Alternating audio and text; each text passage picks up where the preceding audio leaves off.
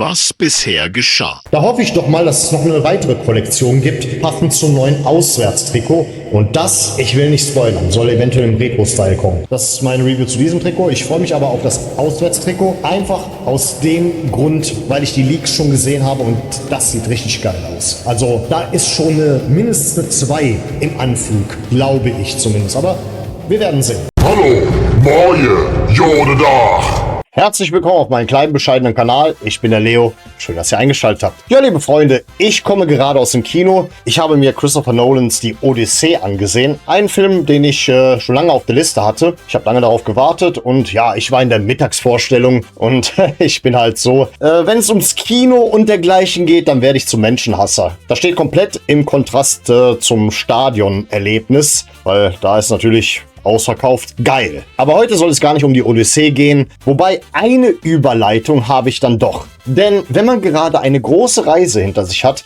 kann man sich anschließend ja mal anschauen, was der FC diese Saison auf Reisen trägt. Und damit kommen wir zur lang erwarteten Review zum neuen Auswärtstrikot unseres SCs. Natürlich, bevor wir mit der Review starten, wir sind auf dem Weg zu den 1000 Abonnenten. Lasst ein Abo da, wenn euch meine Arbeit gefällt. Ja, es ist tatsächlich so, wie wir es alle erwartet haben und uns auch erhofft haben. Die Leaks haben gestimmt. Wir treten auf im Retro-Style dieses Jahr. Und es stimmt auch, das Trikot ist komplett rot mit weißen Akzenten in Nadelstreifen. Und natürlich, bevor ich dann wirklich dieses Trikot versuche zu sezieren, sage ich mal an der Stelle, das ist mein persönlicher Geschmack, meine persönliche Meinung. Wen es interessiert, der ist natürlich hier auch gut aufgehoben. Wer es anders sieht, kein Problem. Nur bitte konstruktiv bleiben an der Stelle und nicht immer direkt denken, ich hätte irgendwem an die Karre gepisst, nur weil ich nicht seiner Meinung bin. Das ist ja wohl vollkommen normal. Das ist ja gesunder Menschenverstand, denke ich mal an der Stelle, oder? Ja, also natürlich hätte man jetzt sagen können, die hätten sich ein bisschen mehr einfallen lassen können, denn wir sind in der Vergangenheit öfter mal in Nadelstreifen aufgetreten. Aber es verhält sich ja, wenn man schon von Filmen spricht, und ich bin ja neben dem 1. FC Köln auch ein absoluter Filmnerd. Wenn es um Filme geht, dann gibt es auch manchmal neue Versionen von einem Filmstoff. Das nennt sich dann Remake. Und ja, das hier ist quasi ein Remake von dem Nadelstreifen-Style. Ich persönlich, sag mal, es sieht auf den ersten Blick richtig schön aus, aber was ich jetzt an der Stelle total feiere, und wer mich seit Anbeginn dieses Kanales kennt, der weiß, ich bin ein Befürworter des braunen Geißbocks. Dieses Wappen gilt insgesamt in der Fanszene bei den meisten Fans als das beliebteste Wappen. Und nicht umsonst, sage ich mal an der Stelle. Viele wünschen es sich zurück. Es wurde uns dann irgendwann mal in den 90er Jahren halt das neue Logo, ja, Logo ist eigentlich der falsche Begriff, das neue Wappen untergejubelt, muss man an der Stelle sagen. Das waren noch die Zeiten, wo das mit 50+1 noch nicht so konsequent war, wo Vereine das tatsächlich einfach mal eben willkürlich entscheiden konnten. Und dann haben wir halt, ja, den aktuellen Bock bekommen. Aber ich kenne unglaublich viele Fans und sogar jüngere Fans, die ganz klar sagen, hier, dieser braune Bock, auch der hier, den seht ihr hier auf der Fahne. Ihr seht es, es gibt so viele Retro-Artikel, die haben sich bis heute immer gut verkauft und deswegen, ey Mann, ich bin schockverliebt. Ich bin schockverliebt, wenn ich dieses Wappen auf einem Trikot sehe. Und das Schöne daran ist, wir werden die ganze Saison damit auflaufen. Das ist schon mal ein absoluter Pluspunkt für dieses Trikot. Die ganze Saison lang werden wir auswärts mit diesem Wappen auflaufen. Nicht nur ein Spielchen, weil es irgendwie ein Jubiläum ist oder dergleichen. Nein, das ist jetzt die Spielkleidung. Allein schon deswegen wollte ich Adidas zurück. Aber was natürlich direkt auch positiv auffällt, wenn man schon Retro-Style macht, dann zieht man es komplett durch. Wir laufen mit dem Trefoil-Logo auf von Adidas, das wir größtenteils aus den 80er Jahren kennen. Das sieht auch schon wieder schöner aus. Das hat noch nicht mal mehr was mit einem Trend zu tun, sondern man bringt die Sachen zurück, die einfach ästhetischer sind. Und ich habe halt irgendwie meiner Meinung nach so einen gewissen Blick für marketingtechnische Ästhetik. Ich mochte ja auch die ganzen Zeichentrickfilme aus den 80ern und frühen 90ern, wie zum Beispiel halt die ganzen Disney-Filme in den goldenen Zeiten oder halt eben Masters of the Universe, / He-Man, Turtles und dergleichen. Natürlich auch Gummibärenbande, sowas habe ich alles geguckt und das war halt sehr schön gezeichnet, muss man an der Stelle sagen. Nicht so dieses Krickelkrackel von heute. Aber gut, zurück zum fußballerischen Teil. Was ich auch echt schön finde, sind hier diese Ärmel. Dieser weiße Strich, der macht das dann noch deutlich schöner als die bisherigen Nadelstreifen-Trikots. Inklusive der 3 Streifen von Adidas komplettiert das Ganze. Und man natürlich diese Applikationen, diese weißen Applikationen, die dadurch entstehen, deutlich attraktiver fürs Auge. Ebenso finde ich auch den geschwungenen Kragen hier an der Stelle mal richtig gut gelungen. steht komplett im Einklang zum rot-weißen Stil dieses Trikots. Natürlich, was ich nicht so feiere, obwohl es momentan heißt, ja, wir setzen hier komplett auf Rot und Weiß, wir werden jetzt alle Werbebanden und dergleichen in Rot und Weiß machen, egal ob es sich um den und den Sponsor handelt, sogar bei der DFVK, aber leider wird es nicht auf den Trikots so durchgezogen. Ja, da bleibt weiterhin das DVK-Wappen, Logo und dergleichen halt weiterhin in grün-weiß. Und das sticht halt negativ hervor, sag ich mal wirklich. Also keine Ahnung, ich finde, das sieht nicht schön aus. Bitte DVK, kommt uns endlich mal entgegen. Und zwar von alleine. Weil der FC, der möchte niemals einen Geldgeber irgendwie vor die Karre pissen. Ja, deswegen, das braucht man vom FC gar nicht erst zu erwarten, dass die sagen, hey DVK, macht das bitte mal rot-weiß. Das werden die niemals machen. Das wird der FC sich niemals trauen. Bitte DVK, kommt auf den FC zu und auch auf die Fanszene. Wenn man sich das dann mit den Ärmeln und den ganzen kompletten Nadelstreifenstil des Trikots von oben nach unten ansieht, finde ich es hier an der Ecke ein bisschen schade, dass der Nadelstreifen da irgendwie ein Stück unterbrochen wird. Vielleicht noch irgendwie ein weißer Strich drumherum. Das hätte das Ganze etwas noch schöner gestaltet, aber weiß nicht. Zumindest so wirkt es ein bisschen unkomplett auf mich. Was aber definitiv unkomplett aussieht, ist dann auch leider wieder die Rückenansicht. Hier ist der Nadelstreifen-Style einmal kurz hinten am Hintern, muss man es mal so ausdrücken, lang gezeichnet und keine Ahnung. Das war ja schon beim Ausweichtrikot so, dass mir das überhaupt nicht gefiel. Aber was mir gefällt, ist die Beflockung. Hier haben wir ein neues Design. Also ein komplettes neues Beflockungsdesign. Ja, ist ja klar, wen ich da schon wieder ausgewählt habe.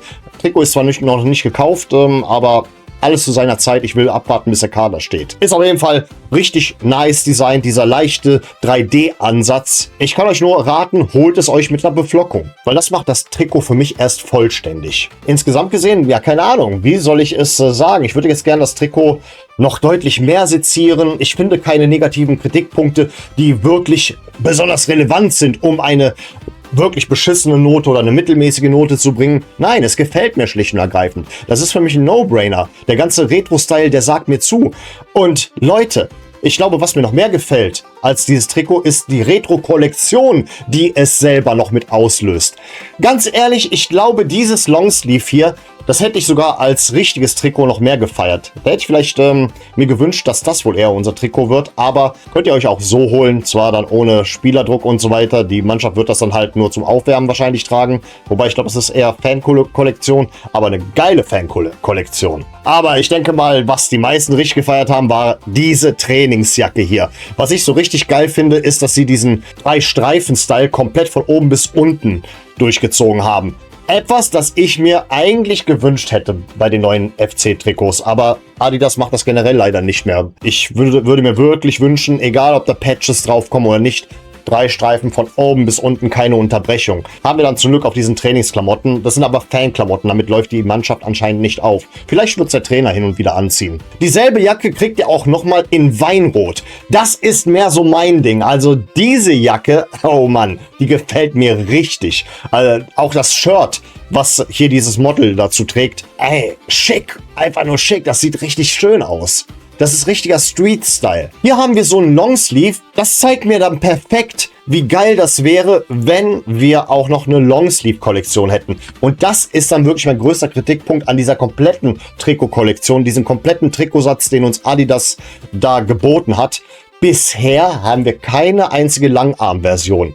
Und ich finde, Langarm ist für mich Trikot schlechthin. Ich sag ganz ehrlich, ich bin so ein Langarm-Fan, ich würde mir nur noch Langarm-Trikots kaufen. Ganz ehrlich, also bitte Adidas, wenn ihr nochmal richtig Kohle an uns verdienen wollt, bringt unbedingt Langarm, denn dieses Longsleeve hier zeigt perfekt, warum wir das brauchen. Jetzt kommen wir noch mal wieder zurück zu dem Trikot. Was habe ich denn letztens gesagt, als ich über die Leaks zu diesem Trikot gesprochen habe? Ich habe gesagt, ich sehe da eine 2 im Anflug. Und ja, definitiv glatte 2. Ja, ein gutes Trikot. Es ist nicht herausragend, es ist noch nicht sehr gut, aber sehr nah dran, hat sehr nah dran gekratzt, aber ich glaube, der Rücken hat dann auch noch dafür gesorgt, dass ich mir fast überlegt hätte, eine 2- zu geben.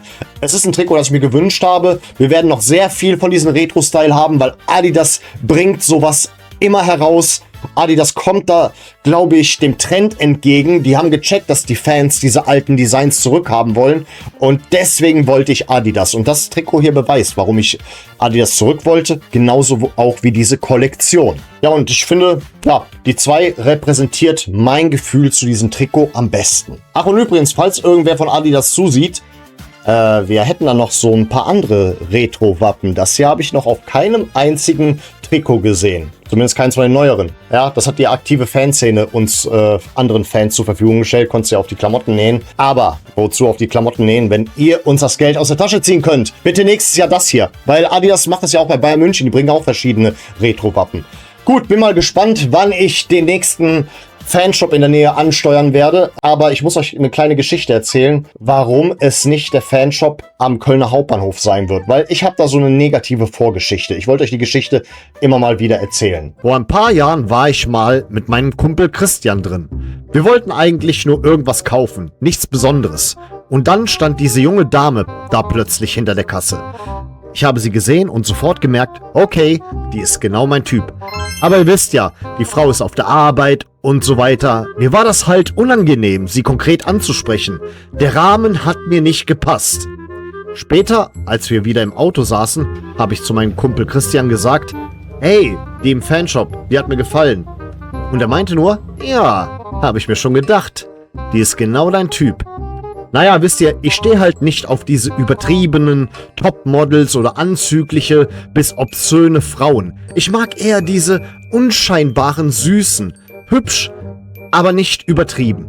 Nicht die, wo du denkst, da stehen jeden Tag 1000 Kerle Schlange, sondern eher so meine persönlichen Entdeckungen. Ich mag eher so Mäuschen.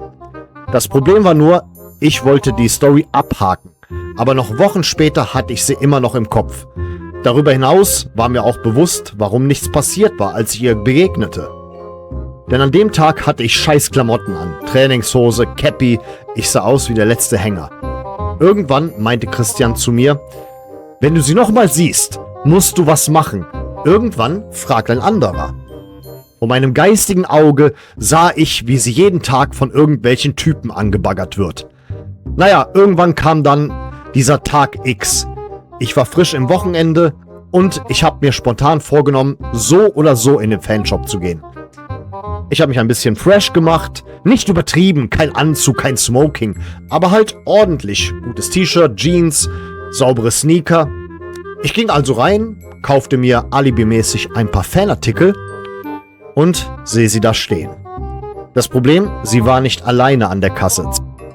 Weitere Mitarbeiter waren im Laden. Und ich wollte sie weder vor den Kollegen in Verlegenheit bringen, noch mich selbst komplett zum Affen machen. Also habe ich mir etwas ausgedacht, das im Nachhinein, sagen wir mal, mutig war. Ich bin also zurück zu meinem Auto, hab mir einen Zettel genommen und irgendwas geschrieben von wegen, ich finde dich sehr interessant und würde dich gerne kennenlernen. Bin dann zu einem Kiosk im Bahnhof, hab mir eine Ritter Sport gekauft und gefragt, ob der zufällig ein Klebeband dabei hat. Ich habe den Zettel hinten dran geklebt, da war auch meine Telefonnummer mit drauf, bin wieder zurück in den Fanshop, bin zu ihr hin und hab nur gesagt, ich hab noch was vergessen. Das hier ist für dich. Mein Herz hat hinterher, als ich im Auto saß, wie bekloppt gepocht. Eine Woche lang kam nichts. Also fuhr ich wieder hin, um mir Klarheit zu verschaffen. Und tatsächlich, sie war wieder da. Diesmal alleine. Ich habe mir wieder irgendwas gekauft, ich glaube einen Schal, keine Ahnung. Und als ich bezahlt habe, meinte ich nur, ich hoffe, ich habe dich letztes Mal nicht in Verlegenheit gebracht. Sie sagte ganz ruhig, Nein, alles gut. und ich meinte daraufhin, da du dich nicht gemeldet hast, gehe ich davon aus, dass kein Interesse besteht. Und sie sagte kurz und knapp einfach nur, Ja, damit war die Sache erledigt. Klar, kann man sagen, wenigstens hatte ich den Mut. Aber seitdem ist es so, bevor ich da nochmal reingehe, checke ich vorher die Lage und überprüfe, wer da heute eigentlich arbeitet. Gut, ich bin mal gespannt, wie euch dieses Trikot gefällt. Wie gesagt, das ist mein Geschmack, liebe Freunde. Mir gefällt es. ich liebe es. Das wird auf jeden Fall im Laufe der Zeit Teil der Kollektion werden bei mir. Wie auch manche dieser anderen Klamotten, die wirklich einfach alles repräsentieren, was ich mir gewünscht habe von dieser Kooperation. Bin mal gespannt, ob es noch ein Video geben wird zu der Torwart-Kollektion, weil da ist ja wirklich noch gar nichts im Fanshop zu finden. Ja, ich weiß, ich hätte vielleicht was sehen können, wenn ich mir die Freundschaftsspiele vom FC angesehen habe, aber Freundschaftsspiele sind für mich nicht relevant, weil da ist kein Tifo dabei, keine aktive Fanszene. Ich hätte jetzt beinahe gesagt keine Fans, aber ich rede von aktiver Fanszene. Dadurch ist nicht derselbe Druck wie bei einem Punktspiel. Versteht ihr, was ich meine? So, keine Ahnung. Finde ich halt irgendwie uninteressant. Da gucke ich lieber einen Film. Ich habe auch noch andere Interessen. Außer den 1. FC Köln. Ist nochmal so, ob ihr es wollt oder nicht. Ich sehe mich da eher als pragmatischen Fan. Aber gut, das sind meine Gedanken zu diesem Trikot. Wir sehen uns im nächsten Video bei der passenden Gelegenheit, sobald ich ein interessantes Thema gefunden habe. Und ich bedanke mich recht herzlich für eure Aufmerksamkeit. Vielen Dank fürs Zusehen. Und ich sage mal an der Stelle, auf Wiedersehen. Denn wir wollen uns doch wiedersehen. Unser kosmischer Held, der gute Kosmos, das Beste der Welt. Trikots total, zusammen ist sie ein.